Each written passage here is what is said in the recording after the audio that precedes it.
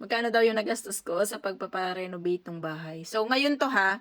So, nagpa-renovate ako ng August 2025 up to September, to first week of October 2025. So, isang buwan at saka isang linggo ko siyang pina-renovate. So, yung renovation na yon, so nakita nyo naman sa iba kong vlogs yun, nasa iba kong vlogs po yun, na meron siyang meron siya talagang pinakita ko yung picture kung paano yung flow, kung paano yung nangyari doon sa bahay. Inabot po siya ng nasa 500 plus. So kasama na doon guys yung mga structural, yung mga sa architectural. Lahat po 'yon sa pipeline ba 'yan, yung ganun. So lahat 'yon para sa permit ko. Kasama na pong lahat 'yun doon. Ang aking na 'yon. So wala tayong magiging problema doon. Lahat po 'yon ay merong papel. Yan, lahat 'yon.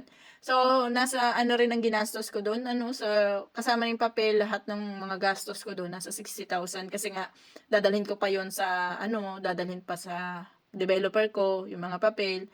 Nag-arkila pa ako noon ng sasakyan para madala yung papel na yon.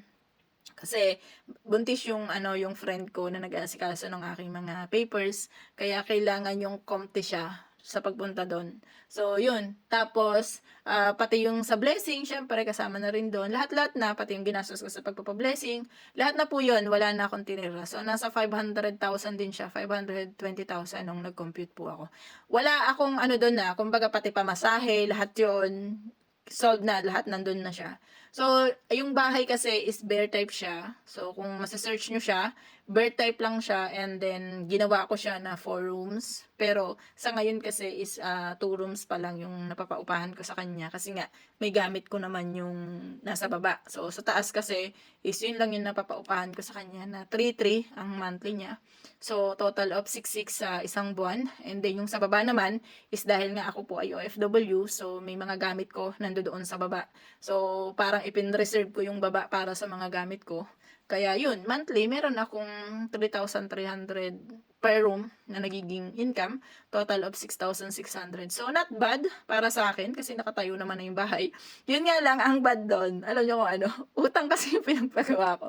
So, nangutang po ako ng pampagawa ng bahay na yun. And, yun, hindi ko nang pinagsisihan na naghiram ako ng pampagawa ko ng bahay na yun. Kasi, alam nyo, mag-iipon lang din ako. Pag nag-ipon ka, may mga emergencies, nagagamit mo yung ipon mo. So, parang, maghihintay pa ba ako ng 3 years or 5 years na makaipon ako ng ganong amount, 500,000, ganyan.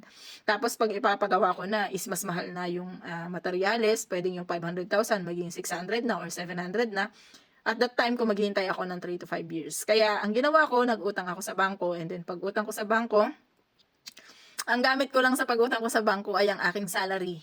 So, pag-utang ko po sa bangko, automatic na po yun na nung nakapangutang ako is nag-okay naman siya. So, nung nangutang ako ng ganong amount, actually is nasa 300,000 mahigit. Or kulang-kulang 400 po yung nautang ko sa bangko. And then the rest is yun na yung parang savings ko na nailagay ko rin doon sa amount ng bahay na yun. But for me, it's okay. Wala pong problema. So, para sa akin, parang binabayaran na rin niya yung kanyang sarili. Kaysa dati naman, no, yung bahay na yun is talagang lagayan ko lang ng gamit. So, ngayon naman is pinaghiwalay ko yung taas at saka yung baba. Kaya yung taas is may naupa, yung baba naman is nandun po yung aking gamit. So, yung family ko naman kasi is nasa province. So, parang yun lang yung aking mga gamit ang nandoon. So, yun lang. Thank you.